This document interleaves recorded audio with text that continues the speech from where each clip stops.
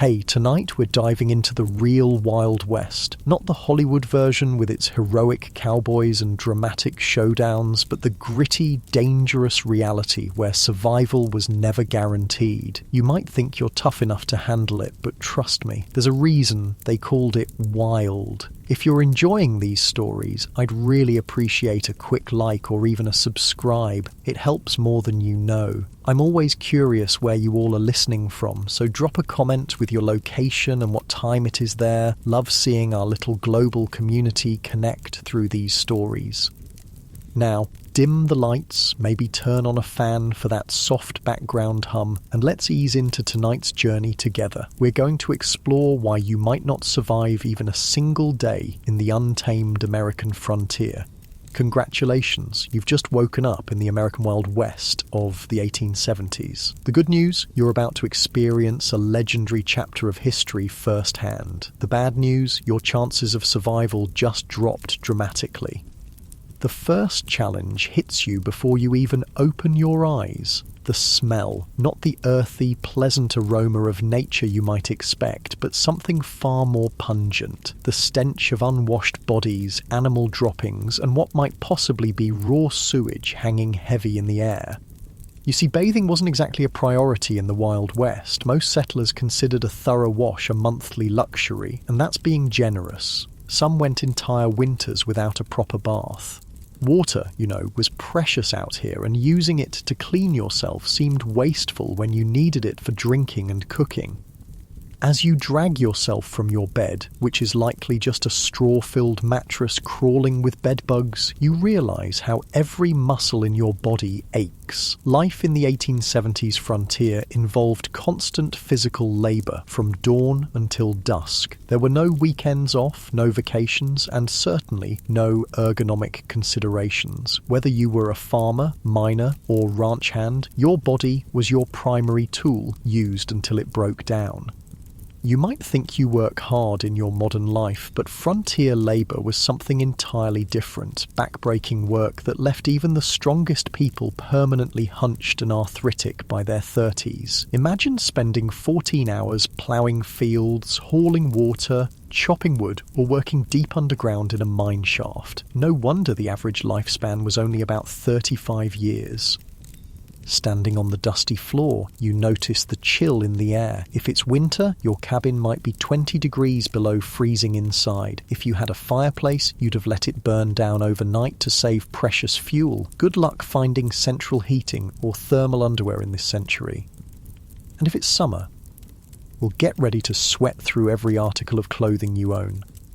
There was no escaping the elements in the Wild West. Speaking of clothing, forget comfort. Men typically owned maybe 2 sets of clothes, rough canvas or denim pants and cotton shirts that chafed against the skin. Women wore multiple layers regardless of the temperature, chemises, corsets, petticoats and long dresses that dragged in the dirt. Everything was scratchy, ill-fitting and rarely cleaned. Those fancy outfits you've seen in Western movies? Pure fiction for the average person.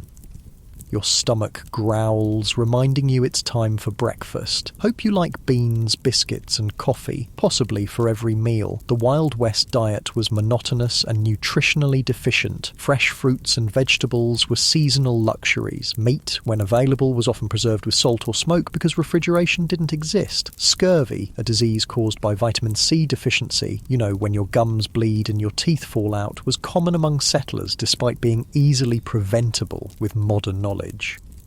You might think the coffee would at least be good. Cowboys always seem to have a pot brewing in the movies, but what you're served barely resembles what you'd recognise as coffee. It's typically boiled to within an inch of its life, bitter beyond belief, and might include crushed eggshells or even salt to reduce the bitterness. Still, the caffeine would help you face the day, so you drink it without complaint. Before heading outside, you might want to check your shoes for scorpions or snakes that could have sought shelter during the night. It wasn't uncommon for frontier folks to shake out their boots each morning, a habit born from painful experience. One wrong move, and you could be facing a venomous bite miles from any medical help. Stepping outside your cabin, you're immediately aware of how exposed you are. The vast landscape of the American frontier was breathtaking, sure, but it was also unforgiving. Extreme weather could appear with little warning. Blizzards, tornadoes, flash floods, or drought could all mean death for the unprepared. The sky might be clear now, but that could change in minutes. If you've settled in a frontier town, you might think civilization offers some protection. In some ways, that's true. In others, it just presents different dangers. Towns in the Wild West were hotbeds of disease. Without proper sewage systems or understanding of germ theory, illnesses spread rapidly through communities. Cholera, typhoid, smallpox, diphtheria, and tuberculosis were constant threats. An outbreak could wipe out half a town in weeks. Speaking of towns, let's say you decide to visit one today. As you approach, you notice there's a distinct lack of the organised layout you might expect. Many Western towns grew haphazardly, with buildings constructed wherever convenient, often without proper planning or infrastructure. The streets aren't paved, but are instead dirt tracks that transform into mud pits when it rains and dust bowls when it's dry. The smell hits you again, stronger now. Horse manure is everywhere because horses are the main transportation. There are no street cleaners or sanitation departments. In some towns, the accumulated waste could be knee-deep in heavily trafficked areas. Flies swarm around you and you realise why disease spreads so easily here. As you walk down the main street, you pass the saloon, likely one of the busiest establishments in town. Contrary to Hollywood depictions, saloons weren't glamorous places with swinging doors and piano players. Most were crude, one-room affairs with rough plank bars and basic furniture. The liquor served wasn't fine whiskey aged in oak barrels, but raw alcohol often mixed with tobacco juice, pepper, turpentine, or even gunpowder to give it extra kick. A single drink could blind you if you were unlucky. The saloon represents another deadly aspect of frontier life: violence. These establishments were frequently sites of deadly confrontations, not because of formal duels or showdowns, but because of drunken arguments that escalated quickly in a heavily armed society. The romanticised gunfights of Western movies were rare. Most violence was impulsive, messy, and over trivial matters. Speaking of being armed, you'll notice almost everyone carries a weapon of some kind, but not for the reasons you might think. While personal protection was certainly a factor, weapons were primarily tools for hunting, protection from wildlife, and sometimes for signalling. The constant threat from bears, wolves, cougars, and venomous snakes made going unarmed foolish, especially when travelling between settlements. You might be surprised to learn that many frontier towns actually had strict gun control laws. Places like Dodge City, Kansas, and Tombstone, Arizona, required visitors to surrender their firearms when entering town limits. The famous gunfight at the OK Corral actually started because the Clanton gang refused to comply with Tombstone's weapons ordinance. Despite what you've seen in movies, quick-draw duels in the middle of the street were exceedingly rare. Most shootings were ambushes or happened during robberies. The skilled gunslinger facing off against an opponent at high noon is largely a Hollywood invention. Real frontier violence was typically sudden, chaotic, and lacked any sense of honour or fairness.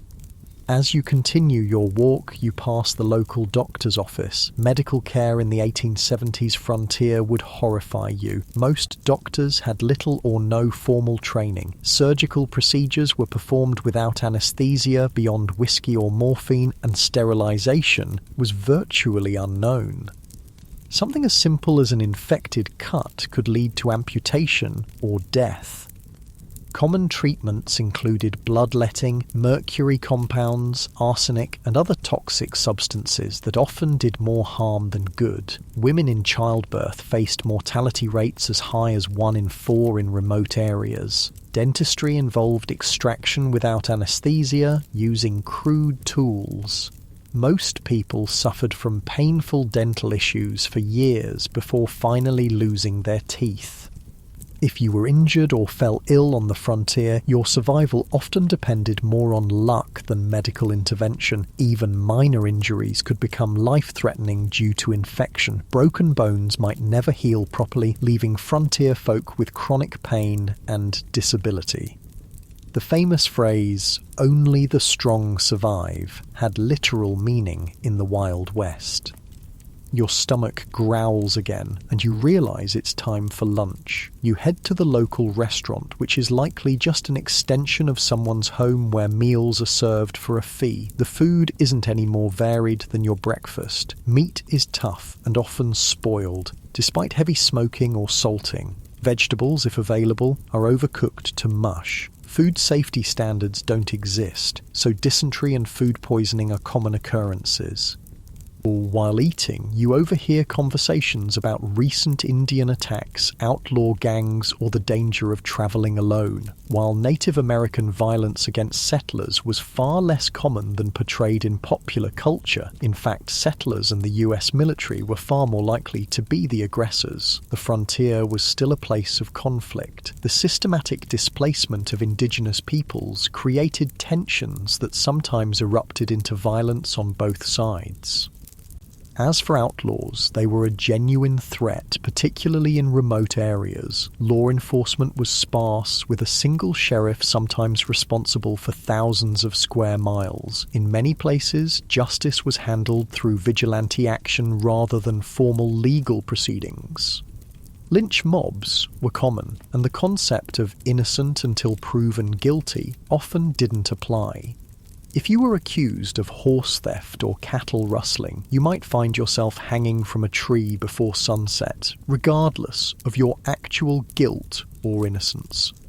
After lunch, you decide to visit the local general store to stock up on supplies. The prices shock you. Basic necessities cost far more on the frontier than back east due to the difficulty and expense of transportation. A simple can of peaches might cost the equivalent of $20 in today's money. Many settlers spent most of their income on essential supplies with little left over for comfort or luxury. The store offers another glimpse into frontier reality, the isolation. Mail delivery was infrequent and unreliable. Newspapers might be weeks or months out of date. Information travelled slowly, and you might go years without news from family back east. Many settlers never saw their relatives again after moving west. The psychological toll of this isolation contributed to high rates of depression, alcoholism, and suicide among frontier populations. As the afternoon wears on, you notice dark clouds gathering on the horizon. Weather on the frontier wasn't just uncomfortable, it could be deadly. Without modern forecasting, storms arrived with little warning. Blizzards could strand travellers, leading to freezing deaths. Tornadoes destroyed entire communities with no emergency services to assist survivors. Flash floods washed away wagon trains. Droughts ruined crops and caused starvation. If you were lucky enough to have a proper home, it provided minimal protection. Most frontier dwellings were hastily constructed from whatever materials were available. Sod houses on the plains, log cabins in forested regions, or simple wooden structures in towns. None were particularly effective against extreme weather. Winter temperatures inside could drop below freezing. Summer heat was often unbearable, especially in attics or upper floors where many people slept.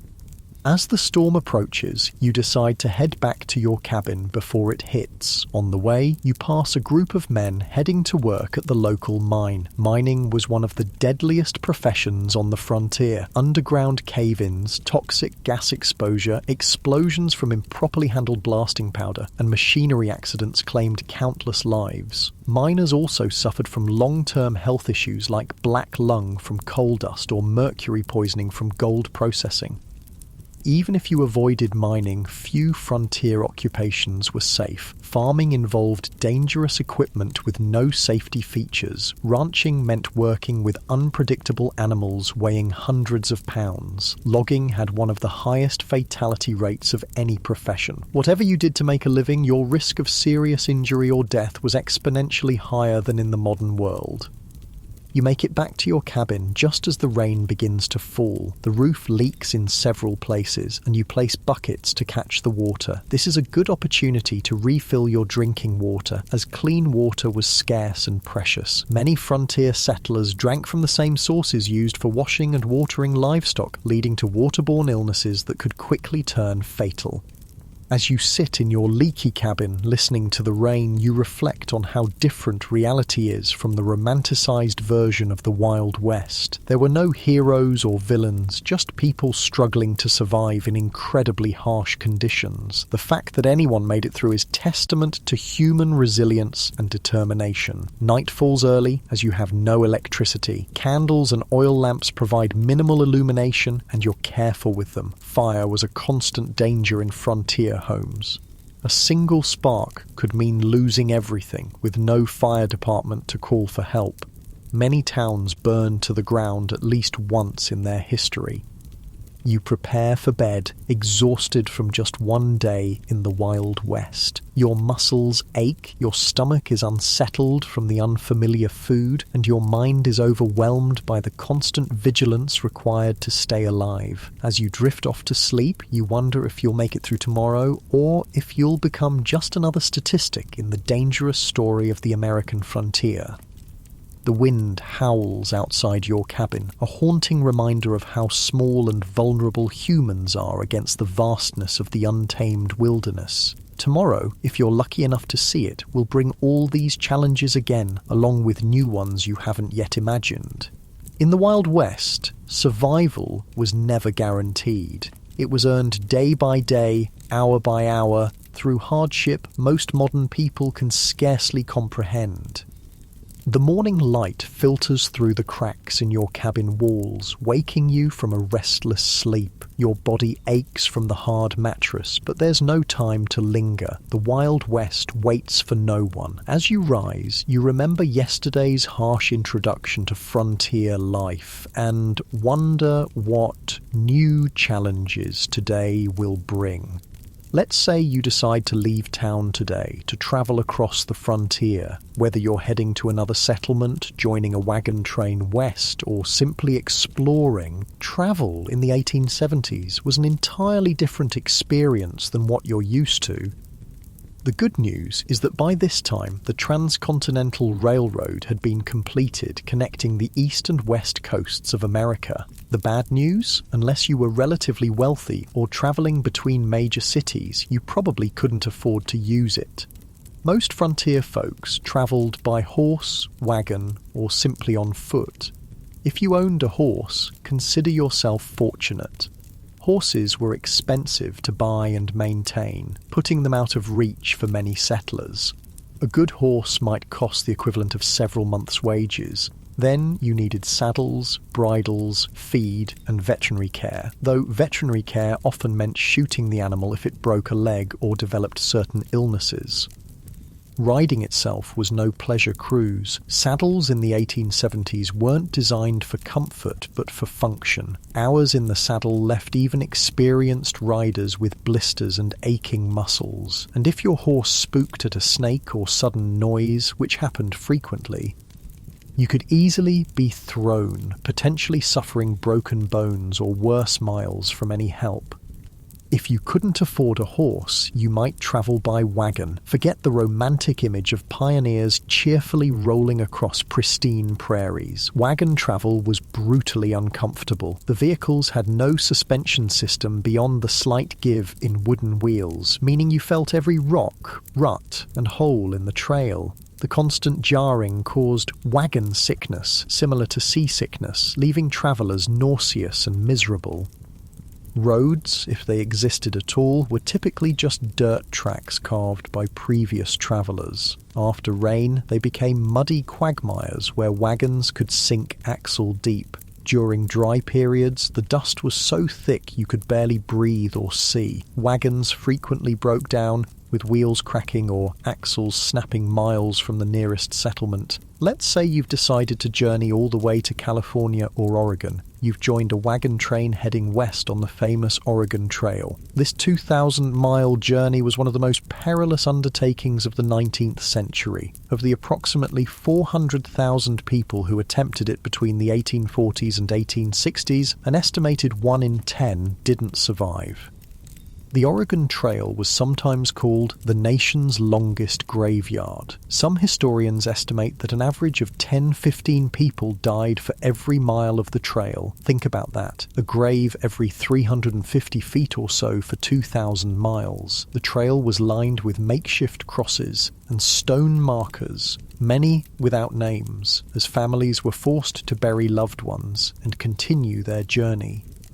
Disease was the #1 killer on the Oregon Trail. Cholera, a bacterial infection spread through contaminated water, was particularly devastating. This horrible illness, caused severe diarrhea and vomiting, draining the body of fluids so quickly that a person could be healthy at breakfast and dead by dinner. There was no effective treatment available. Wagon trains would sometimes lose dozens of people in a single cholera outbreak. Other diseases like dysentery, typhoid, and mountain fever claimed countless lives. Children were especially vulnerable, with many families losing multiple children during the journey. Medical care was rudimentary at best, often consisting of folk remedies that did little to help and sometimes made conditions worse.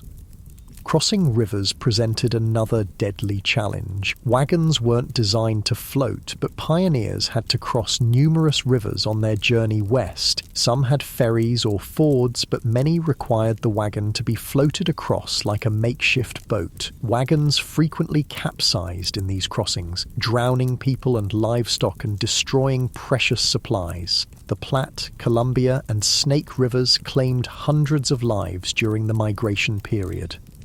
Contrary to popular belief, attacks by Native Americans were relatively rare. Most tribes were actually helpful to migrants, offering supplies, guidance, and assistance with river crossings. The majority of violent deaths on the trail came from accidents, being crushed by wagon wheels, drowning, or being kicked by draft animals. Firearms accidents were shockingly common, as most travelers were inexperienced with weapons but carried them for hunting and protection.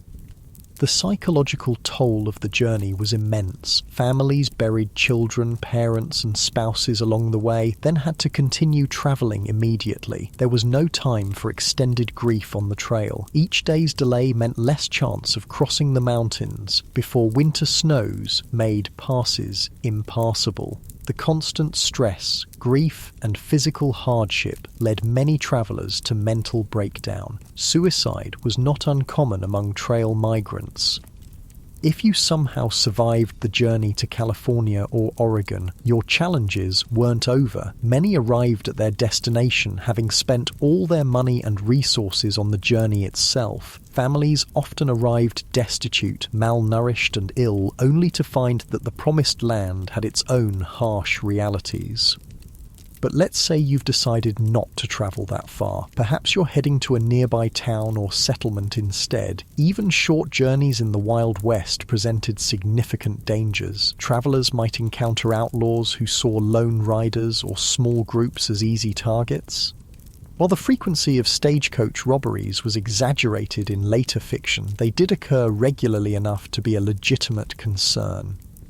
The natural environment posed constant threats to travellers. Flash floods could wash out trails or trap unwary travellers. Summer heat in desert regions could kill through dehydration and heat stroke. Winter blizzards routinely trapped travellers, sometimes leading to freezing deaths or desperate situations like the infamous Donner Party, where survivors resorted to cannibalism to stay alive.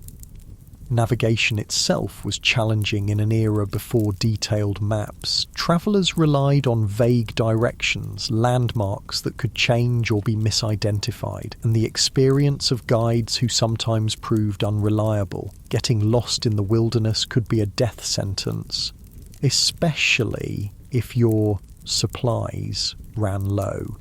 As you travel today, you notice another aspect of frontier life that movies rarely depict accurately: the stunning diversity of people. The Wild West wasn't populated solely by white cowboys and settlers. It was a meeting ground of cultures from around the world.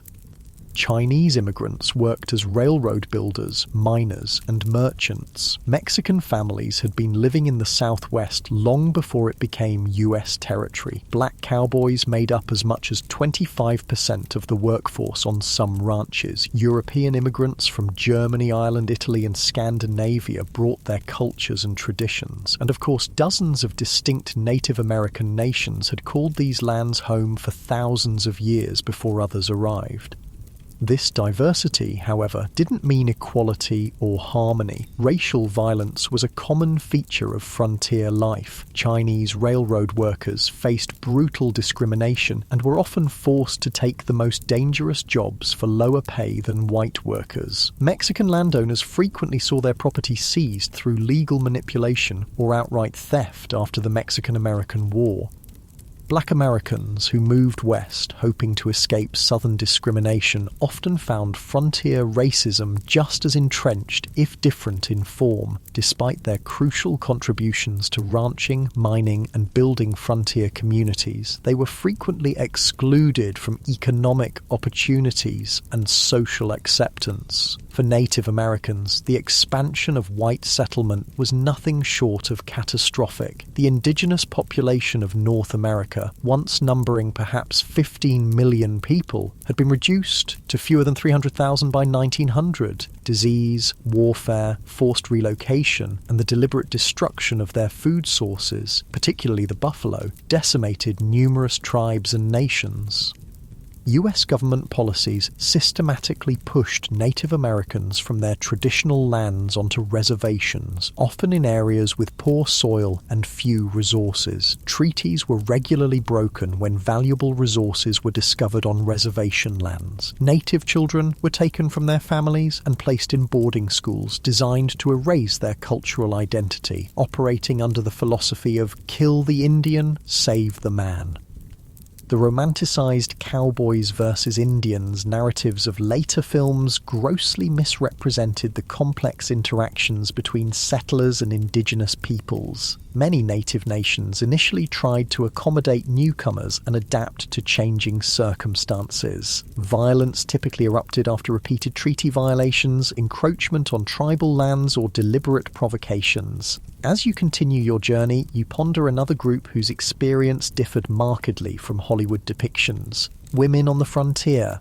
Far from the helpless damsels or schoolmarms of Western movies, frontier women performed incredibly demanding physical labour while navigating restrictive social expectations. On homesteads and farms, women not only handled traditional domestic duties like cooking, cleaning, childcare, and making clothing, but also worked in the fields, tended livestock, and defended the home when necessary. Their workday typically started before dawn and ended well after dark, with few, if any, days of rest.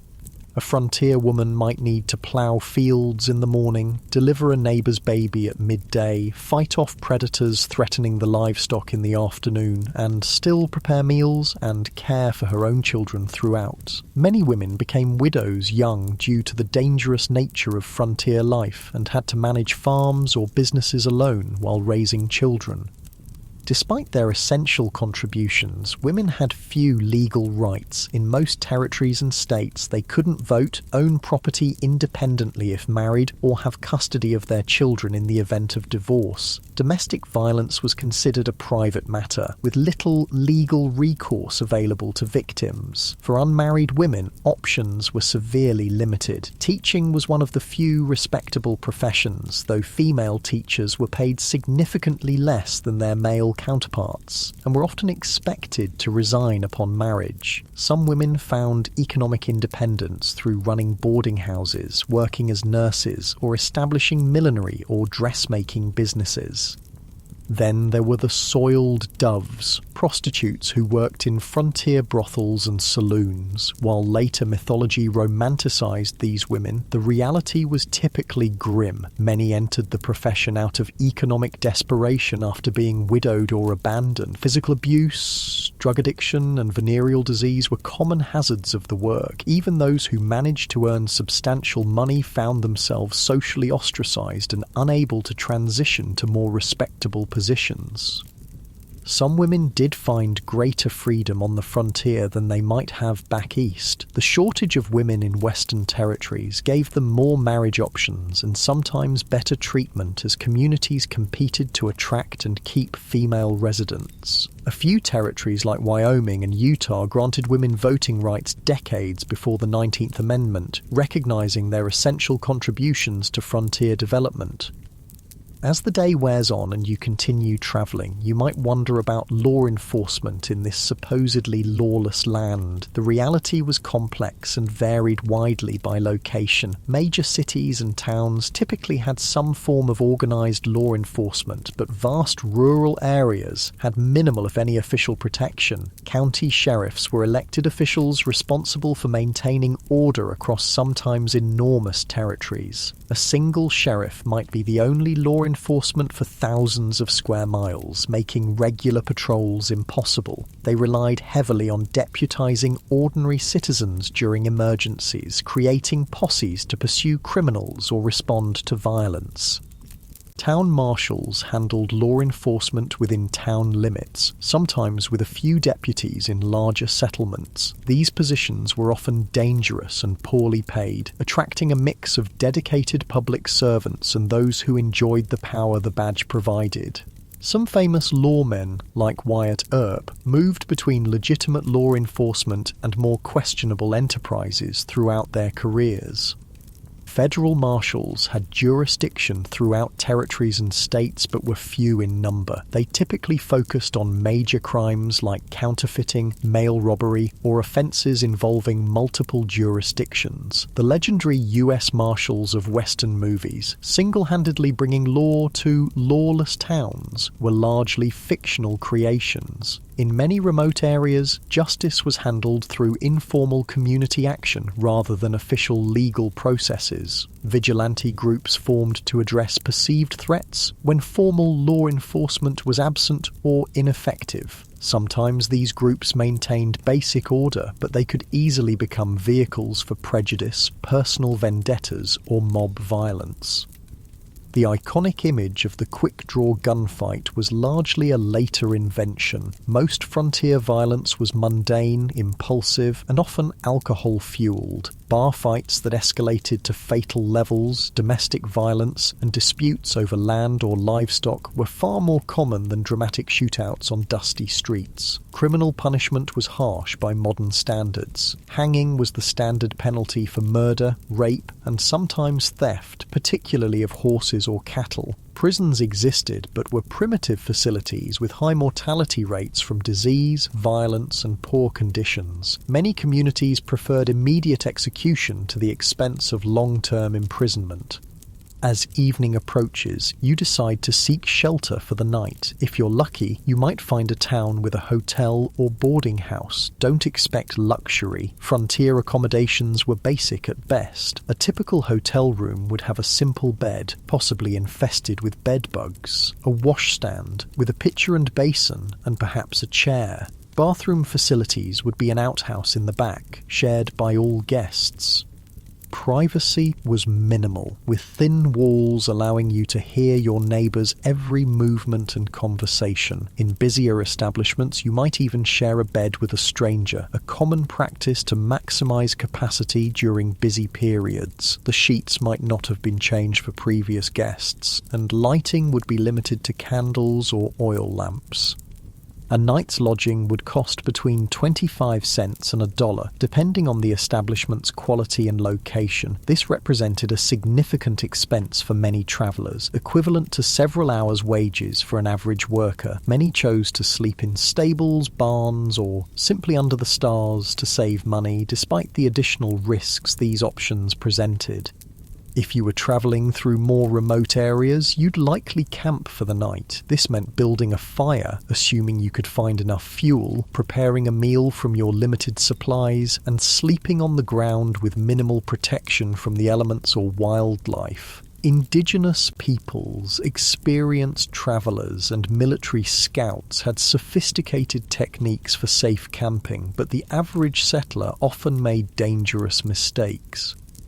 Proper fire management was literally a matter of life and death. A fire built too large could spark a prairie or forest fire that could consume thousands of acres in hours. One built too small might not provide enough warmth during cold nights, leading to hypothermia. Campfire cooking required skills most modern people lack, often resulting in meals that were simultaneously burnt and raw. As night falls fully and you prepare to sleep, the sounds of the frontier darkness surround you. Coyotes howl in the distance, unfamiliar birds call, the wind whispers through grass or trees. For people accustomed to modern light and noise pollution, the profound darkness and strange sounds of wilderness nights often triggered intense anxiety.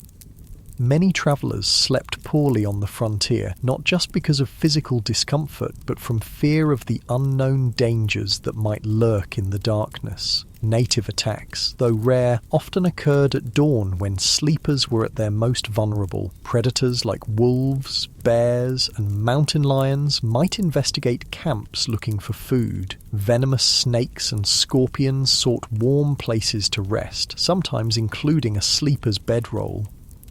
Even if no actual threats materialized, the psychological stress of constant vigilance took its toll. Frontier diaries frequently mention exhaustion not just from physical labor, but from the mental strain of perpetual alertness. Modern people, accustomed to locks, alarms, and the security of dense population, would find the vulnerability of frontier sleeping arrangements profoundly disturbing.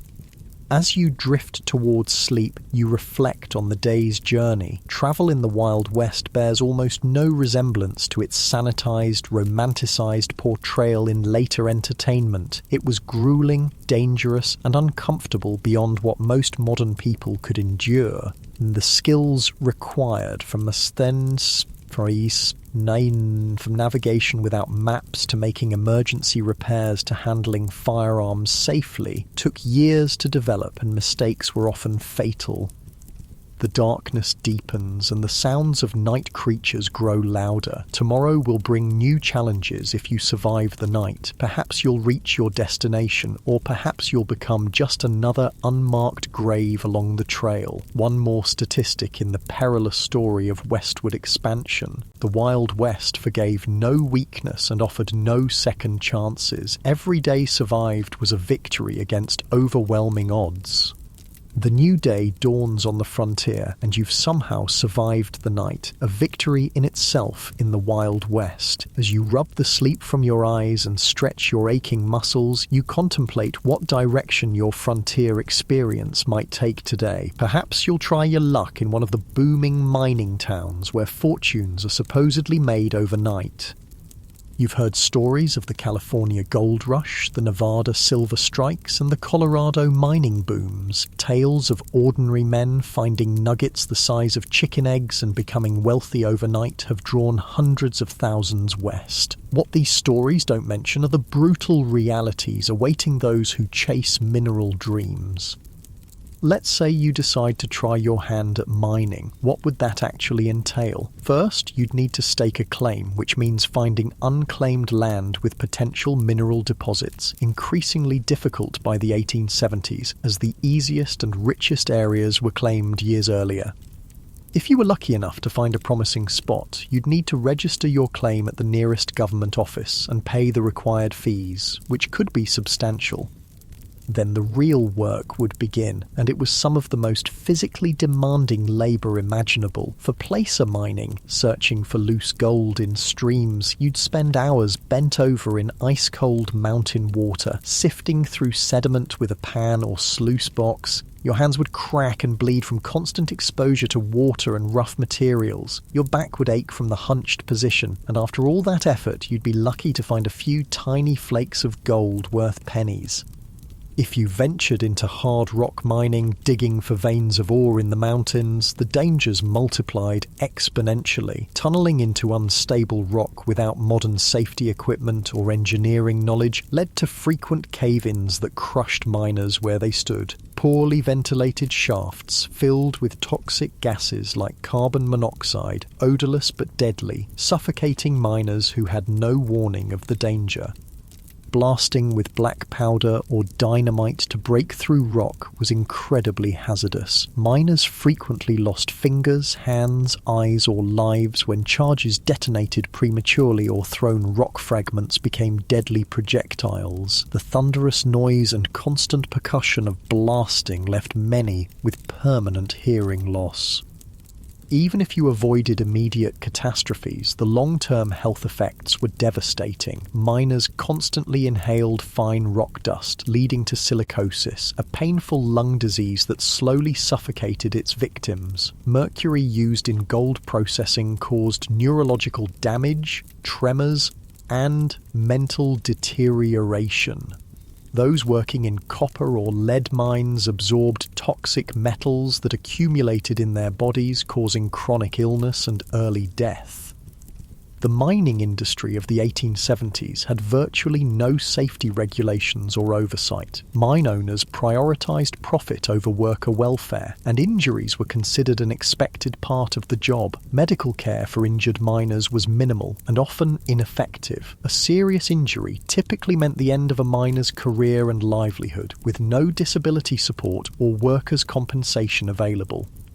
For all these risks and hardships, what was the likely reward? Despite the mythology of the lucky prospector, the vast majority of miners barely earned subsistence wages. By the 1870s, most worked for large mining companies rather than independently, earning $2 to $3 for a grueling 10 to 12-hour day.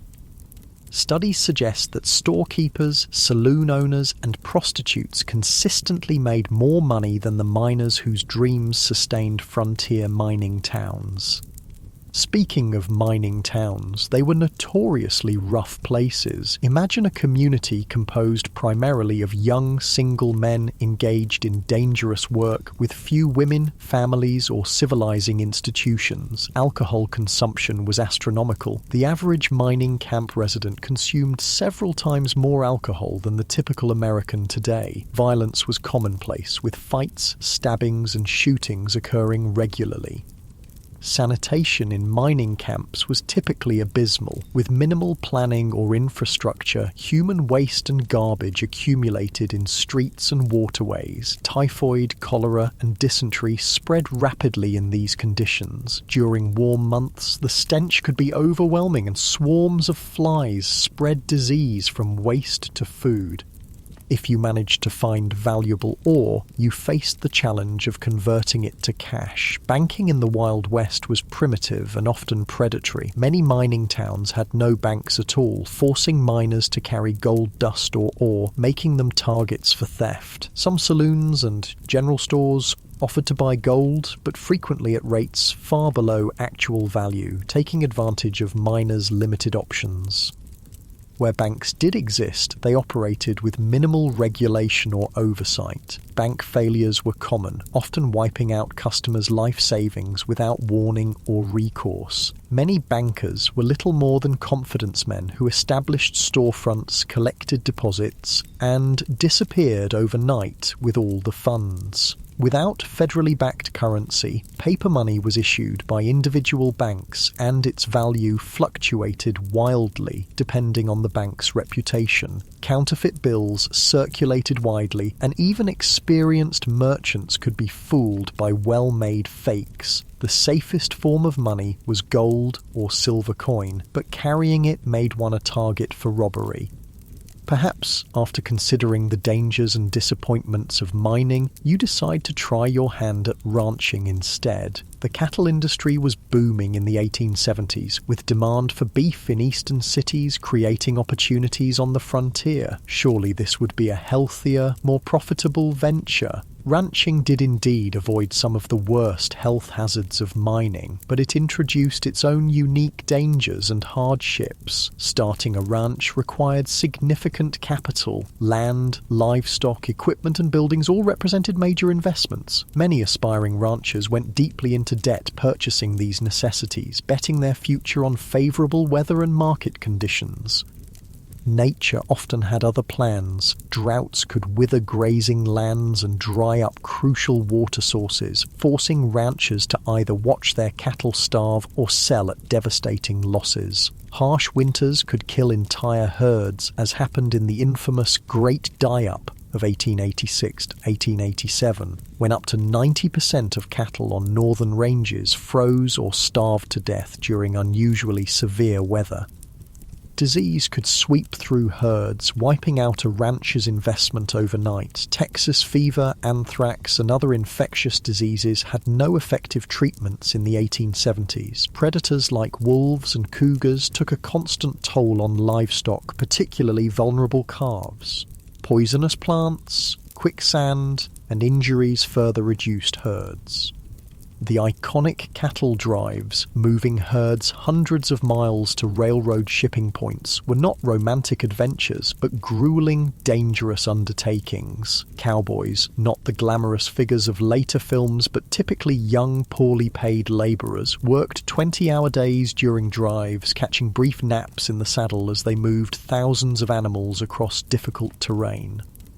These drives faced constant threats. River crossings could turn deadly in minutes if animals panicked, creating deadly pile-ups that drowned cattle and cowboys alike. Stampedes, which could be triggered by something as simple as a lightning strike or a snapping twig, turned thousands of 1,500-pound animals into an unstoppable destructive force. Cowboys caught in stampedes were often trampled to death. The cowboy's life was far from the freedom portrayed in Western mythology. They typically earned about $30 per month for exhausting, dangerous work. Most were very young men, often teenagers, from poor backgrounds with few other options. A significant percentage were black, Mexican, or mixed-race individuals facing discrimination that limited their opportunities elsewhere. Their diet on the trail consisted mainly of beans, salt pork, and biscuits, with minimal fresh food. Medical care was limited to whatever the trail cook might know about folk remedies. Injuries, common in such dangerous work, often went untreated until they became life-threatening. Many cowboys died young from injuries, exposure, or violence. Perhaps ranching doesn't appeal after all. What about farming? Surely growing food, the most fundamental of human activities, would offer a more stable and less dangerous way of life on the frontier. The Homestead Act of 1862 had opened vast areas of the West to settlement, offering 160 acres free to anyone who would live on and improve the land for 5 years. This seemed like an incredible opportunity, a chance for people with little money to become landowners and build independent livelihoods. The reality proved far more challenging than the promise. First, 160 acres might sound substantial, but in the arid regions that comprised much of the available land, it was often insufficient to support a family. Traditional eastern farming methods failed in these environments, where rainfall was a fraction of what pioneers were accustomed to. Many settlers had no knowledge of dry farming techniques needed for success in these regions. Starting a frontier farm required tremendous physical labour. The first task was building shelter, typically a sod house on the treeless plains, constructed by cutting and stacking dense prairie turf. These soddies were dark, damp dwellings that leaked when it rained, harboured insects and snakes, and crumbled without constant maintenance. Then came the back-breaking work of breaking the land for planting. Prairie sod, held together by dense grass roots that had developed over centuries, was extraordinarily difficult to plough with the equipment available to most settlers. It could take a year or more just to prepare a few acres for planting. The work was so physically demanding that it permanently damaged many farmers' bodies. Once crops were planted, farmers faced threats from every direction. Drought could wither plants before harvest. Torrential rains could wash away seedlings or flood fields. Early frost could kill crops just before harvest. Grasshoppers descended in biblical swarms, consuming everything green in their path and sometimes even eating the handles of tools left in fields. Disease affected frontier farmers as it did everyone else, but with particularly devastating consequences. With no hired help and little community support, a family's illness during crucial planting or harvesting periods could mean the difference between survival and starvation. Women often continued working the fields while heavily pregnant or just days after giving birth, risking their health because the work simply couldn't wait. Farm accidents were common and often fatal. Homemade tools broke and caused injuries. Animals panicked and trampled their handlers. Even successful harvests could turn deadly. Numerous farmers died when they fell into grain storage bins and suffocated in the loose grain, or when poorly constructed storage buildings collapsed under the weight of their contents. The isolation of frontier farms took a heavy psychological toll. Neighbours might be miles away, visited only occasionally. Women in particular suffered from this isolation, some going months without speaking to anyone outside their immediate family. Depression, anxiety, and what was then called prairie madness affected many settlers, sometimes leading to abandonment of homesteads or suicide. For those who persevered through these challenges and actually produced crops, economic obstacles remained. Transportation to markets was difficult and expensive. Without refrigeration, perishable products had to be sold quickly or preserved. Large agricultural corporations and railroad companies used their influence to keep crop prices low and transportation costs high, squeezing independent farmers from both directions. By the 1870s, another option was emerging on the frontier, working for wages in the growing towns and industries. Perhaps this offered a safer, more stable path than the high-risk ventures of mining, ranching, or farming. Wage labour did avoid some of the worst physical dangers and financial risks of independent enterprises, but introduced its own hardships. Industrial safety standards were virtually non-existent. Workers in frontier factories, mills, and workshops suffered horrific injuries from unguarded machinery. Construction workers built increasingly tall structures without harnesses or safety equipment, leading to frequent fatal falls. Railroad work was particularly dangerous. Track layers worked with minimal equipment under brutal conditions, suffering high rates of injury and death from accidents, heat stroke, and exhaustion. Chinese workers, who built much of the transcontinental railroad, were often assigned the most dangerous tasks, such as handling unstable explosives to blast through mountain passes. Working hours were long by modern standards, typically 10-12 hours per day, 6 days per week. Pay was low, with most workers barely earning subsistence wages. Child labour was common, with children as young as 8 or 9 working alongside adults in many industries, often suffering higher injury rates due to their size and inexperience. Workers had essentially no legal protections. Employers could fire people without cause, reduce wages arbitrarily, or withhold pay entirely. Those who complained or attempted to organise for better conditions faced blacklisting, being marked as troublemakers who no other employer in the region would hire. Company towns, settlements where a single employer owned all housing and businesses, were common in mining and lumber regions. Workers in these communities paid inflated prices at company stores, lived in company housing, and sometimes were paid in scrip, company currency, rather than legal tender. This created a form of debt bondage where workers could never save enough to escape the system. Whether you mined, ranched, farmed, or worked for wages, frontier life shaped your experiences in ways modern people would find disorienting. Perhaps most striking was the relationship with time, not the carefully measured minutes and hours of our digital age, but a more fluid reality, governed by daylight, seasons, and natural rhythms. Without electric lighting, most people woke at dawn and slept shortly after sunset, their active hours expanding and contracting with the seasons. Work wasn't measured in 8-hour shifts, but by tasks that needed completion: fields ploughed, cattle moved, or extracted. During harvest or roundup, people might work from first light until well after dark for weeks without a break. During winter, many rural workers had periods of relative inactivity when fields lay dormant or cattle needed minimal tending.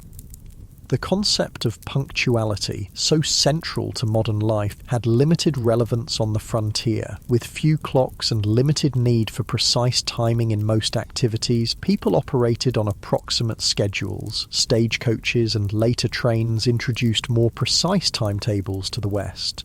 But outside these specific contexts, morning or after dinner were sufficiently specific time designations for most purposes. Entertainment and leisure looked nothing like their modern counterparts. After exhausting workdays, most frontier folks had little energy for complex activities. Conversation around the fire, storytelling, or simple card games were common evening pastimes. Music was popular when instruments and skilled players were available, with fiddles, harmonicas, and guitars providing accompaniment for social dances. Reading material was precious and often shared among entire communities. A single book might be read aloud to gatherings of neighbours or passed from family to family until it fell apart from use. Newspapers, when available, were read repeatedly, with every advertisement and notice scrutinised for information about the wider world. Organised sports existed, but in simpler forms than today. Baseball was gaining popularity, played with minimal equipment on makeshift fields. Horse racing, wrestling, and shooting competitions provided both entertainment and opportunities to demonstrate valuable skills.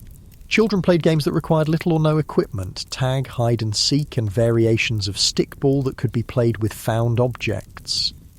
Holidays and community celebrations took on great importance as rare opportunities for socialising and recreation. 4th of July celebrations might draw people from miles around for picnics, speeches, games, and dancing. Harvest festivals marked the successful completion of the year's most critical work.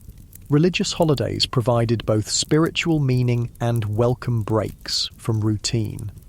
As the day draws to a close, you find yourself reflecting on the relentless challenges of frontier life. Every aspect required harder work, involved greater risk, and offered fewer comforts than its modern equivalent. The people who survived and sometimes thrived in these conditions possessed qualities that modern society rarely demands: extraordinary physical endurance, practical skills applicable to countless emergencies, and psychological resilience in the face of constant hardship and loss. The darkness gathers once more, and with it comes a silence profound enough to hear your own heartbeat. No car engines, no air conditioners, no electronic hums, just the whisper of wind, the chorus of insects, and the occasional call of night birds. This profound quiet, so alien to modern ears, was the soundtrack of frontier nights, sometimes comforting, sometimes unsettling in its emptiness. As you drift towards sleep, you wonder if you would have had what it took to survive here, not just for a day or a week, but for years and decades. The people who shaped the American West, for better and worse, were not the idealized heroes of later fiction, but complex individuals facing extraordinary challenges with the limited resources and knowledge of their time. Their story, stripped of romanticism, is one of human endurance against conditions that would break many of us today. The cool night air settles around you like a blanket, and the stars emerge in a display of brilliance impossible to see in our light-polluted modern world. This at least is one pure beauty the people of the frontier experienced that few today can fully appreciate: the majestic sweep of the Milky Way across a truly dark sky, connecting them to the same cosmic panorama their ancestors had watched for countless generations. Morning arrives again in the Wild West, and with it comes hunger, a constant companion on the frontier. Food in the 1870s, West bore little resemblance to the varied, convenient diet you're accustomed to in the modern world. Let's explore what keeping yourself fed would actually entail in this harsh environment. The good news is that game was still relatively plentiful in many areas. Deer, elk, rabbit and various birds could supplement your diet if you had the skills to hunt them. The bad news? Hunting required ammunition, which was expensive and might be needed for protection. It also demanded time away from other essential work, making it a luxury many settlers couldn't afford during busy seasons. Most frontier families relied heavily on foods they could grow, preserve, or purchase in bulk. The staples of the frontier diet were beans, corn, and pork, dense in calories but monotonous and nutritionally incomplete. Fresh fruits and vegetables were available only in season, a few months at most, and winter diets often contained no fresh produce whatsoever. This lack of dietary variety led to widespread nutritional deficiencies. Scurvy, caused by vitamin C deficiency, was common during winter and early spring when no fresh produce was available. The symptoms, bleeding gums, loosening teeth, joint pain, and eventually death, were well known but difficult to prevent with available resources. Other deficiency diseases affected growth in children and caused various chronic health problems in adults. Food preservation was a constant challenge and critical survival skill. Without refrigeration, meat needed to be consumed quickly or preserved through smoking, salting, or drying. These methods deterred bacterial growth but drastically changed flavors and textures while reducing nutritional value. The heavy salt content of preserved foods contributed to high blood pressure and other health issues. Women spent enormous amounts of time preserving food when it was abundant for use during scarce periods. Vegetables were pickled in vinegar or fermented. Fruits were dried or preserved with sugar if available. Root vegetables might be stored in root cellars, underground spaces that maintained cool temperatures. These preservation efforts were not optional activities, but essential survival work that could determine whether a family would eat during winter. Food storage presented its own problems. Properly prepared preserved foods could last months or even years, but improper techniques led to spoilage and potentially deadly food poisoning. Additionally, stored food attracted pests. Rats, mice, and insects consumed portions of most stored food supplies, and their droppings contaminated what remained. Most frontier families simply accepted a certain amount of insect parts and rodent droppings in their flour, beans, and other staples as unavoidable.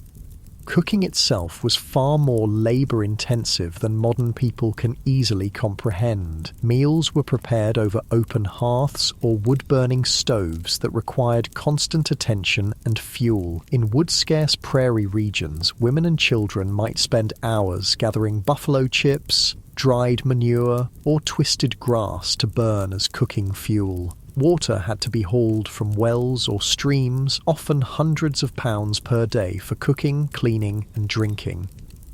Even with these efforts, meals lacked the variety and flavour profiles modern people expect. Spices were expensive luxuries, used sparingly if at all. Sugar and coffee were treasured items, often hoarded for special occasions. Fresh milk was available only if a family kept a cow, and for only part of the year when the cow was producing. Most frontier children grew up with simple, repetitive diets that would horrify modern nutritionists.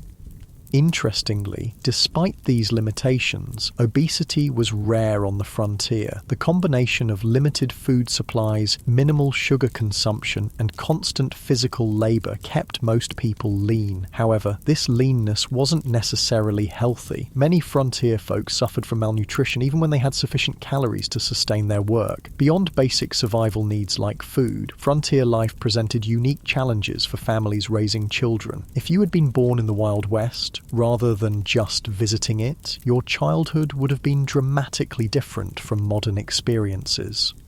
Childhood itself was conceived differently in the 19th century. Children as young as 6 or 7 were expected to contribute meaningful work to family survival, not as educational chores, but as essential economic contributions. Young children minded livestock, gathered eggs, picked vegetables, watched younger siblings, and helped with countless other tasks that freed adults for heavier work. By age 10 or 12, most frontier children worked alongside adults at nearly adult capacity. Boys followed fathers into fields, barns, or workshops, learning skills through direct participation rather than formal instruction. Girls worked with mothers, learning the complex domestic skills necessary for frontier homemaking. Not simple housekeeping, but the production of essential goods like clothing, preserved food, candles, and soap. This early adulthood extended to other areas of life. Children were not sheltered from the harsh realities around them. They witnessed births, deaths, slaughtering of animals, and the sometimes violent conflicts of frontier communities. They were expected to understand and adapt to these realities, rather than being protected from them. Education, as modern people understand it, was limited and inconsistent on the frontier. In established towns, schools might operate for a few months each year, typically during winter when agricultural work was minimal. One teacher, often barely educated themselves, might be responsible for students ranging from 5 to 17 years old, all studying in a single room. Physical conditions in these schools were challenging. Buildings were poorly insulated, leading to freezing conditions in winter and stifling heat in warmer months. Supplies were minimal, perhaps a few shared textbooks, slates for writing that had to be constantly erased and reused, and minimal paper that was treated as a precious resource. Corporal punishment was the standard disciplinary approach, with whippings or beatings administered for infractions as minor as whispering or failing to memorize assigned material. In more remote areas, formal schooling might not exist at all. Some families conducted home education using whatever books were available, but many frontier children received only the most basic literacy and calculation skills, if that. Their education focused instead on practical knowledge, how to predict weather, track animals, prepare soil for planting, treat common injuries, and perform the countless other tasks essential for survival. Child mortality remained devastatingly high throughout the frontier period. Approximately 1 in 4 children died before reaching adulthood, with the highest risk in the first 5 years of life. Diseases that modern medicine easily prevents or treats, measles, diphtheria, scarlet fever, whooping cough, routinely killed or permanently disabled young children. Accidents claimed many more, as child safety was a foreign concept in an era where survival demanded risk-taking. The psychological impact of this mortality on both children and parents is difficult for modern people to comprehend. Most children grew up watching siblings die. Parents expected to lose children and often gave the same name to a subsequent child if an older sibling died young.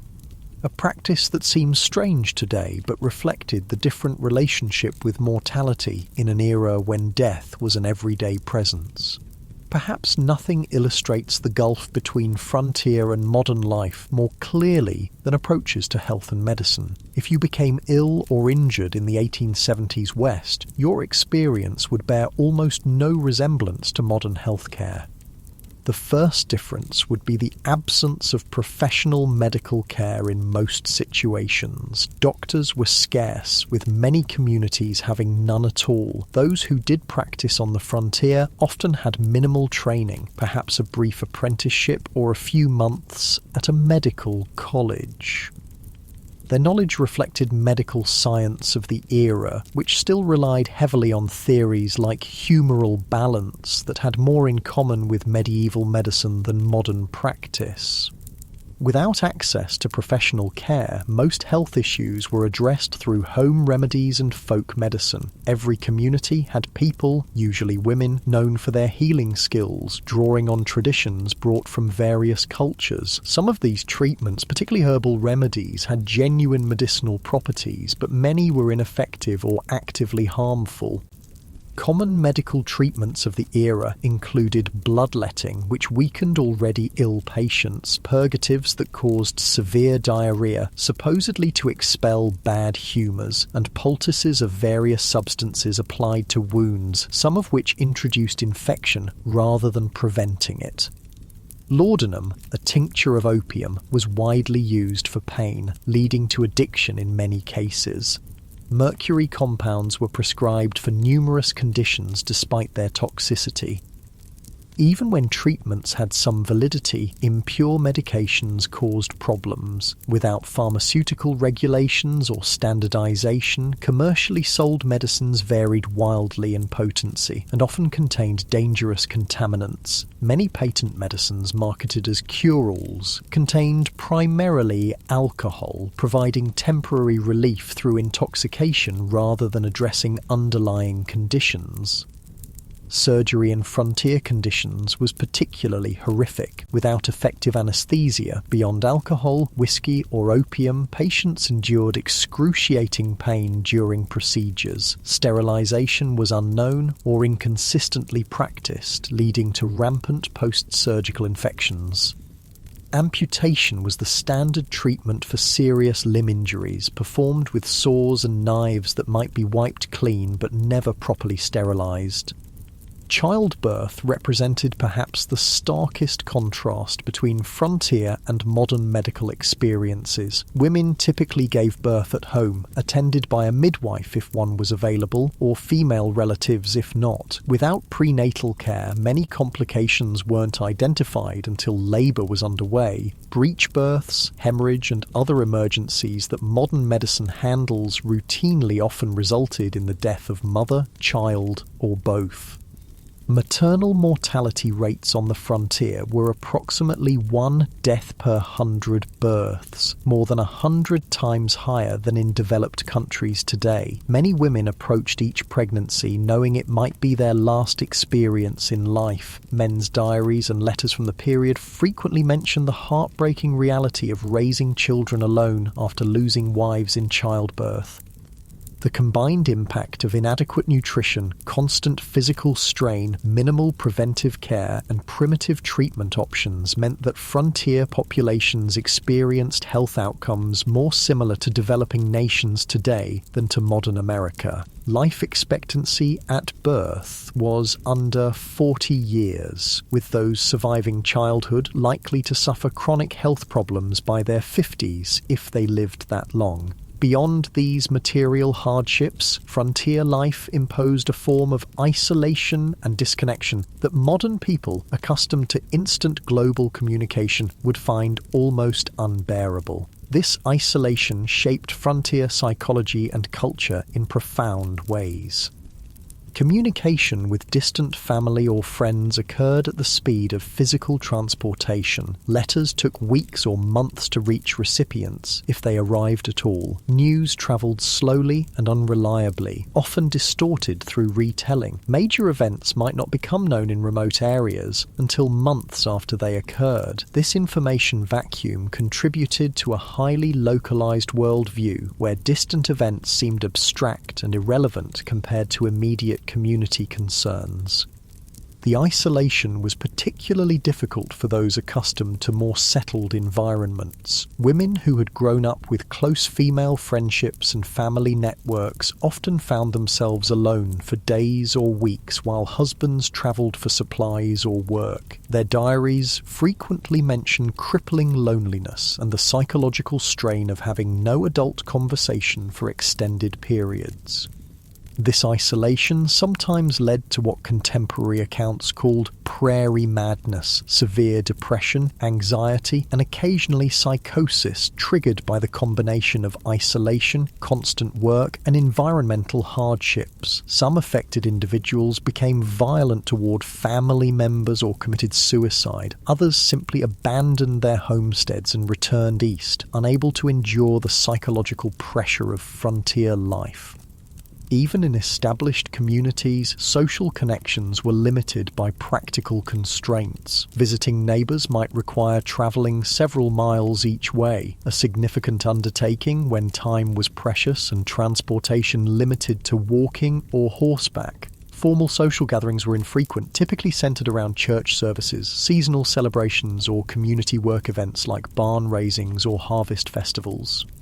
Churches played a crucial role in frontier communities beyond their spiritual function. They served as social hubs, educational centres, and mutual aid societies. Even those with limited religious conviction often participated in church activities for the community connection they provided. Religious leaders, ministers, priests, or lay preachers frequently took on roles far beyond religious guidance, serving as teachers, dispute mediators, and community organisers.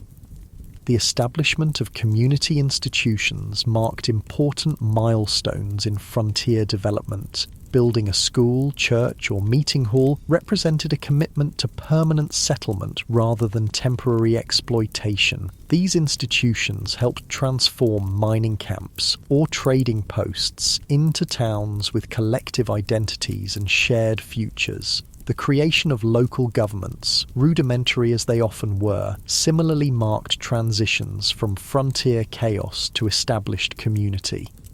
Frontier communities also developed distinctive forms of mutual aid and collective action necessary for survival in harsh conditions. Barn raisings and house raisings allowed families to complete large construction projects impossible for individual households.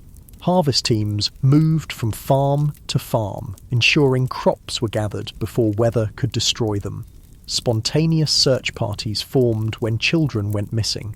These cooperative traditions reflected the practical reality that no individual or family could survive the frontier entirely through self-reliance. This community interdependence existed alongside the individualism that later became mythologized in frontier narratives. Both elements were necessary responses to frontier conditions: self-reliance for daily survival, community cooperation for challenges beyond individual capacity. The tension between these values shaped frontier culture and continues to influence American attitudes toward government, community, and individual responsibility.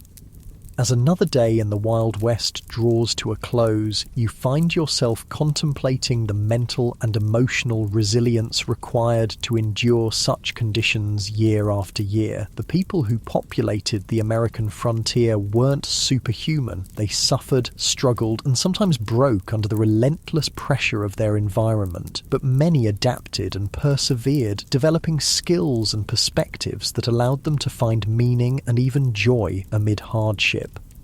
The darkness settles around you once more, bringing with it the profound silence of the pre-industrial night. The day's experiences have given you a glimpse into a world both familiar and utterly alien, a world where survival required constant vigilance, where comfort was rare and luxury almost non-existent, where death was an everyday companion rather than a distant stranger. As sleep approaches, you wonder about the people who chose this life or had it thrust upon them by circumstance. What drove them west? What sustained them through blizzards, droughts, illness, and loss? What would they think of the world their struggles helped create? A world of abundance and security beyond anything they could have imagined, built on foundations they laid through exhausting labour and countless sacrifices. The questions follow you into dreams filled with endless prairies, towering mountains, and the faces of those who tamed the Wild West, not through romantic gunfights, but through the quiet heroism of daily persistence against overwhelming odds. Their story, stripped of Hollywood glamour and frontier mythology, stands as a testament to human adaptability and the extraordinary courage of ordinary people facing extraordinary challenges. Dawn breaks on what will be your final day in the Wild West. As the golden light spills across the landscape, you take a moment to appreciate the raw beauty that drew so many westward despite the dangers and hardships. The frontier was a place of stunning natural grandeur. Vast prairies rippling like oceans, mountains scraping the sky, canyons plunging into the earth's depths. This beauty, at least, wasn't a Hollywood invention. But even this relationship with the natural world differed profoundly from modern environmental perspectives. The frontier mentality viewed nature primarily as a resource to be conquered and exploited rather than preserved or protected. Timber was cut without consideration for regeneration. Game was hunted to the edge of extinction in many regions. Streams were diverted, polluted, or destroyed for mining operations with no thought for downstream consequences. The near extinction of the American bison, buffalo, stands as perhaps the starkest example of this exploitative approach. In the 1700s, an estimated 30-60 million bison roamed North America. By 1884, fewer than 1,000 remained. This devastation wasn't simply the result of hunting for food or hides, though that played a part. It was also deliberate policy, encouraged by the US government as a way to deprive Plains Indian tribes of their primary resource, forcing them onto reservations.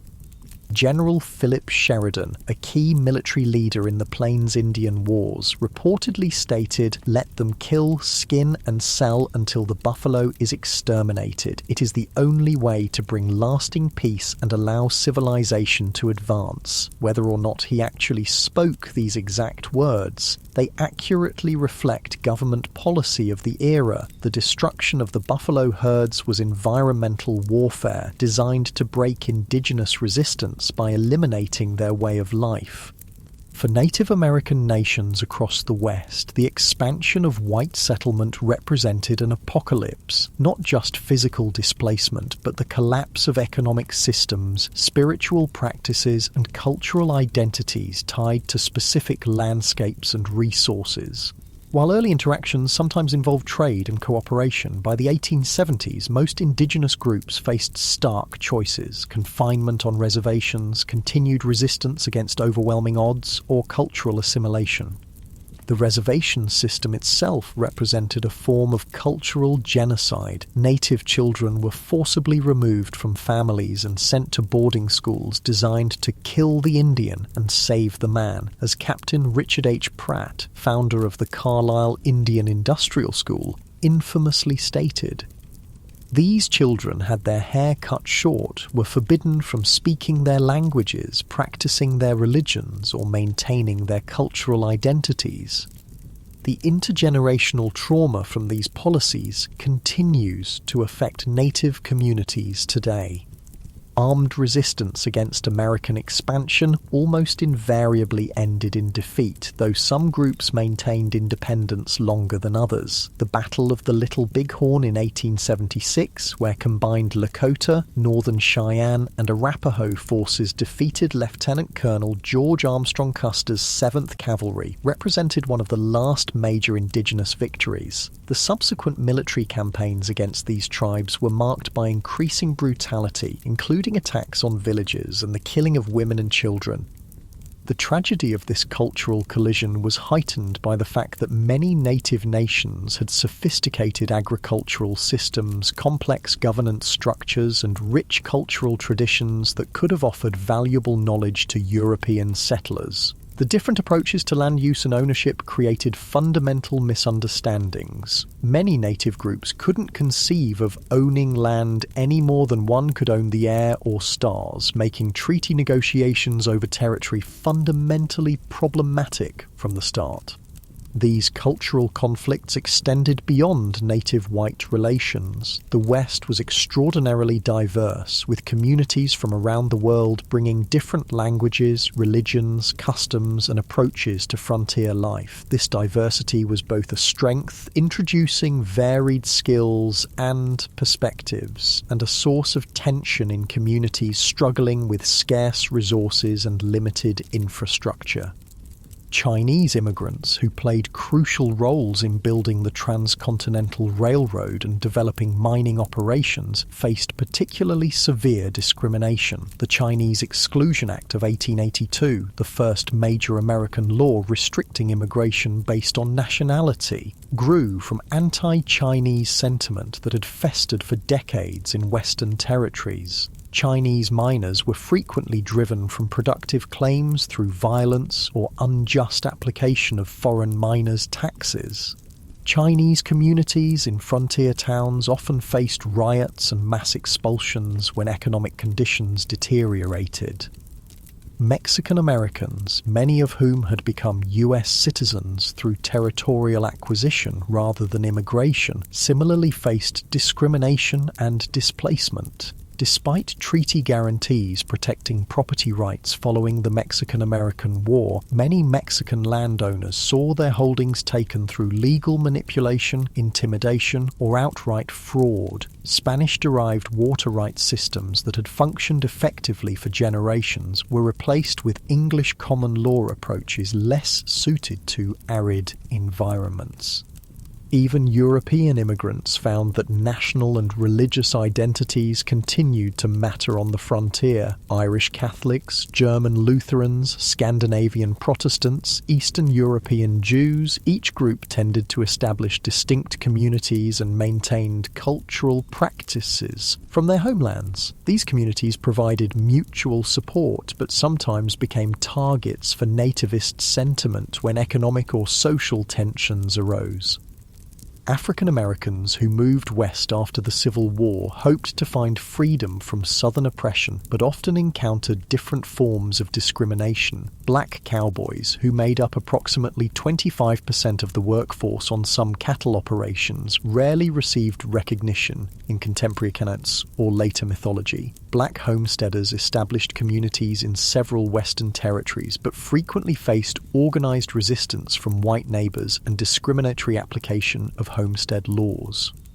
The collision of these diverse groups, each with their own values, practices, and expectations, created frontier communities far more complex and conflict-ridden than later romantic depictions would suggest. The melting pot metaphor popularized in later American mythology obscured both the persistent cultural distinctiveness of various groups and the power imbalances that determined whose cultures would be preserved and whose would be suppressed. As the day progresses, you find yourself in a frontier town undergoing rapid transformation, a transition happening across the West during the 1870s and 1880s. The initial phase of settlement, characterized by individual prospectors, independent farmers, and small-scale enterprises, was giving way to more organized corporate development of Western resources.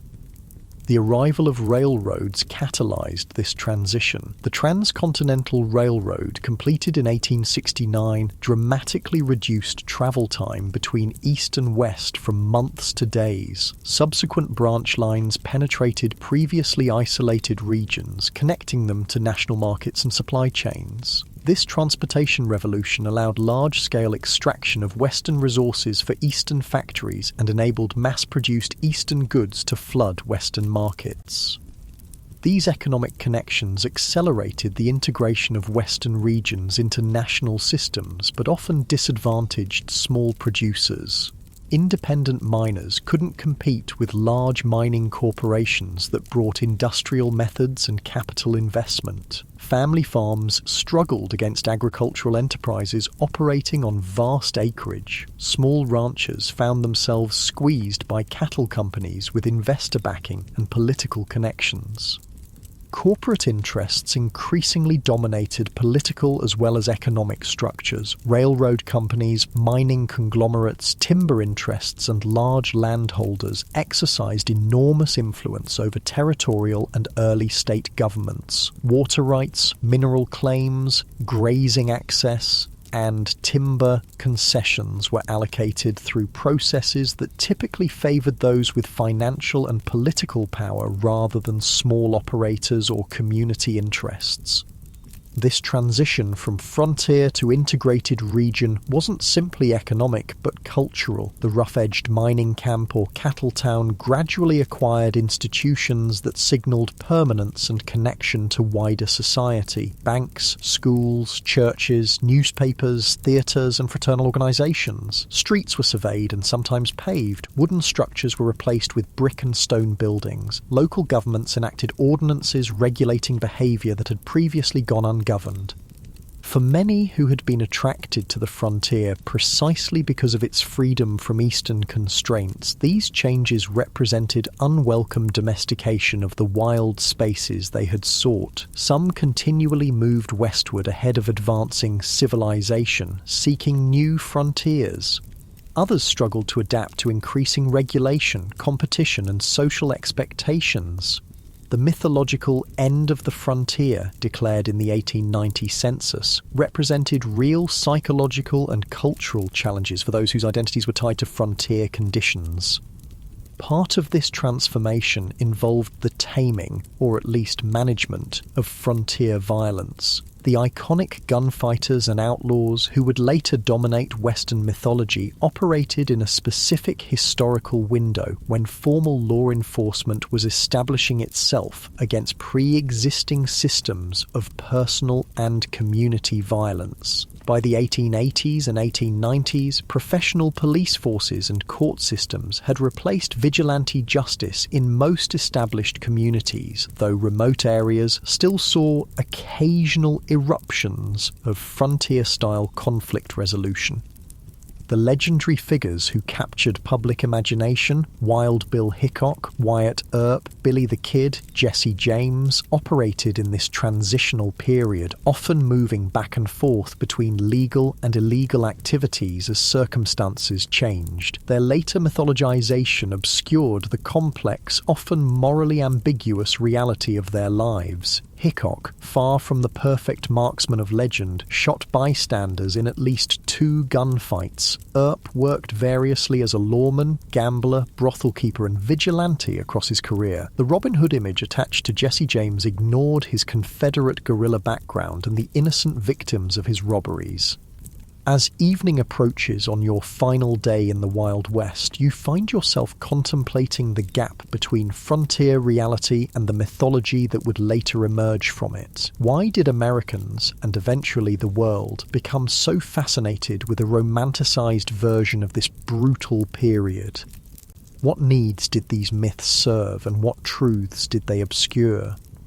Part of the answer lies in timing. The most intense period of frontier mythology making occurred precisely as the actual frontier was disappearing. The Wild West shows of Buffalo Bill Cody began in the 1880s, featuring staged reenactments of Indian battles and stagecoach robberies for Eastern audiences, even as railroads, telegraph lines, and formal governance were integrating Western regions into mainstream American society. These performances weren't meant as accurate historical recreations, but as entertainment that resonated with Eastern ideas about the West.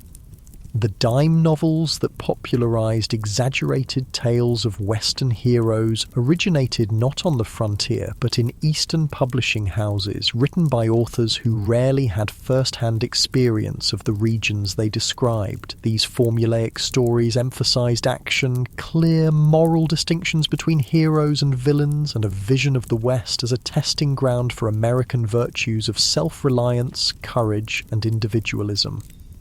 Later, Hollywood westerns further refined and amplified these mythological elements, creating iconic images of lone cowboys, heroic sheriffs, dastardly outlaws, and savage Indians that bore little resemblance to historical reality. These films served psychological and cultural functions beyond entertainment. They offered reassuring narratives about American identity during periods of rapid social change and international challenges. The mythology suggested that American character had been forged in frontier conditions, producing exceptional qualities that distinguished the nation from older societies. It implied that American expansion across the continent had been not just inevitable, but morally justified, a triumph of civilization over wilderness and progress over primitive cultures. It presented simplified moral frameworks where good invariably triumphed over evil through righteous violence, justifying America's growing military and economic power on the world stage. What these myths obscured was the complex, morally ambiguous reality of Western development, the genocide of indigenous peoples, the exploitation of immigrant labor, the environmental devastation, the corporate manipulation of political systems, and the deeply divided community struggling with fundamental questions about identity, governance, and resources. The real West offered no simple moral lessons, but rather a case study in how human societies adapt to challenging conditions, sometimes showing remarkable cooperation and creativity, sometimes descending into exploitation and brutality. As darkness falls once more, you reflect on your brief journey through the unromanticized Wild West. You've experienced firsthand why the average person today, accustomed to abundant food, medical care, physical safety, and countless comforts unknown to frontier dwellers, would likely not survive even a single day in the actual conditions of the 1870s frontier. The skills, knowledge, physical conditioning, and psychological resilience required for frontier survival represent a way of life so distant from modern experience as to be almost unimaginable. Yet something about this world continues to fascinate us. Perhaps it's the raw honesty of a life stripped to essentials, where tasks have immediate consequences and achievements represent tangible victories against natural constraints. Perhaps it's the community interdependence that emerged from shared challenges, creating connections that transcended differences in background or belief. Perhaps it's simply the reminder that human beings can endure and even find meaning in conditions far harsher than most of us will ever face. The legacy of the American frontier extends beyond mythology into the actual structures and systems that shape modern American life. Property laws, water rights frameworks, federal-state relationships, approaches to natural resources, and countless other aspects of American governance emerged from frontier-era compromises and conflicts. The diversity of Western communities, despite efforts at forced assimilation, contributed to the multicultural reality of modern America. Even the continuing tensions between individual rights and collective welfare, local control and national standards, exploitation and conservation have roots in frontier-era debates. For indigenous peoples, the frontier era represents not a glorious chapter in national expansion, but the devastation of ancient lifeways and the beginning of a long struggle for cultural survival and sovereignty that continues today. Their perspective reminds us that the simple triumphalist narrative of Western settlement ignores the complex civilizations that already existed and the incalculable knowledge lost through their disruption.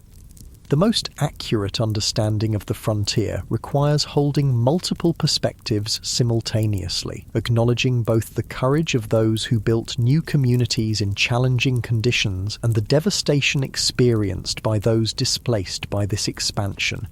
As you drift towards sleep on your final night in the Wild West, the sounds of this earlier America surround you, the whisper of wind through prairie grass, the distant howl of coyotes, perhaps the faint piano notes from a saloon down the street. These sensory experiences at least connected all who lived through this era, regardless of background or circumstance. The vast skies, extreme weather, imposing landscapes, and profound silences shaped everyone who encountered them, creating a shared relationship with the environment even amid cultural conflicts.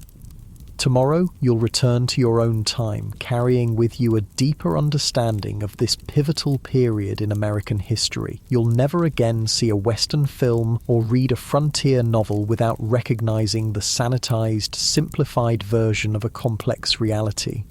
You'll appreciate the extraordinary comfort and security of modern life achieved through technological advances unimaginable to frontier dwellers.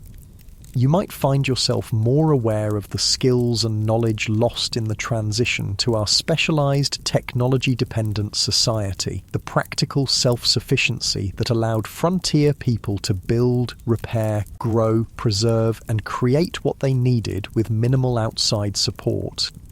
Most importantly, you'll understand that the real story of the American West isn't found in gunfights and gold strikes, but in the daily struggles of ordinary people, men, women, and children of diverse backgrounds, who faced extraordinary challenges with the limited resources available to them. Their story, without Hollywood embellishment, contains enough genuine courage, tragedy, innovation, conflict, cooperation, cruelty, and kindness to fill countless histories.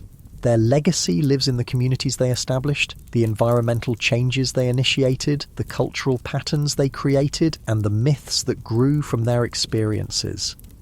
The real Wild West disappeared long ago, transformed by technology, population growth, economic integration, and environmental change into the modern American West of cities, suburbs, highways, and managed landscapes. Yet echoes of frontier experience persist in regional identities, local traditions, land use patterns, and governance structures. The memory of this formative period continues to influence how Americans understand themselves and their nation's development, even as scholars and communities work to replace simplistic mythology with more accurate, inclusive understandings of this complex history.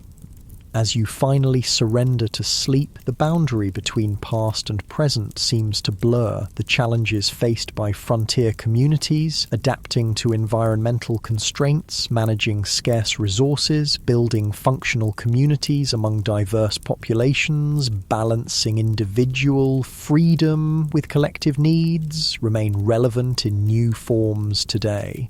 Perhaps the greatest legacy of the frontier experience is not a set of answers, but a collection of questions about human adaptation, community formation, and the relationship between people and the natural world, questions each generation must answer anew as circumstances change. The stars shine brilliantly above, the same stars that guided travellers across the prairie, helped farmers time their planting, and gave comfort to homesick immigrants far from familiar landscapes. In this moment of connection across time, you feel a fleeting kinship with those who looked upon these same constellations a century and a half ago, wondering what tomorrow would bring in a world where survival was never guaranteed, but life, in all its harshness and beauty, was experienced with an intensity seldom matched in our more comfortable era. Sleep comes at last, and with it dreams of a West both harsh and magnificent, a place where human vulnerability and resilience were displayed in equal measure, where diverse peoples collided and sometimes cooperated in ways that would shape a nation, and where the daily struggle for existence contained moments of transcendent connection with landscapes of breathtaking grandeur. The real Wild West, stripped of romantic illusion, offers a window into human experience at its most elemental, challenging, frightening, and occasionally sublime.